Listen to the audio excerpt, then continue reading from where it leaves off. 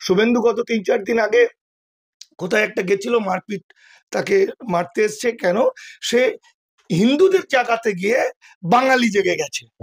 তো সেই রকম একটা আবহে যখন বিজেপি মিথ্যা করে, ফলস করে শত শত মানুষকে বেনাগরিক করার জন্য সিএতে আবেদন করাচ্ছে, মানুষগুলো শেষ হয়ে যাবে।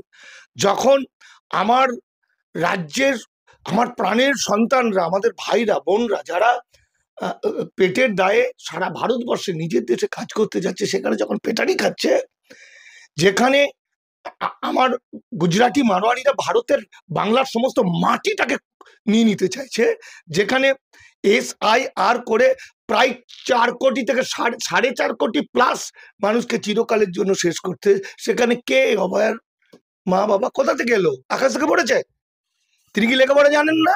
কেসটা চলছে সুপ্রিম কোর্টে, কেসটা চলছে, আইনের মধ্যে আছে, সিবিআই সেটা দেখছে, ভালো মন্দ হেন তেন একটা বিচার দিয়েছে, সেই বিচার আমাদের পছন্দ হয়নি, হতেই পারে। তার জন্য তুমি একা একা নবান্ন অভিযান করছো, মানে তার মানে কি? তোমার পিছনে কেউ আছে? তাহলে তোমাকে সামনে রেখে পিছনে কেউ করছে, তাহলে সেই পিছনের কারা? তাদের উদ্দেশ্যটা কি?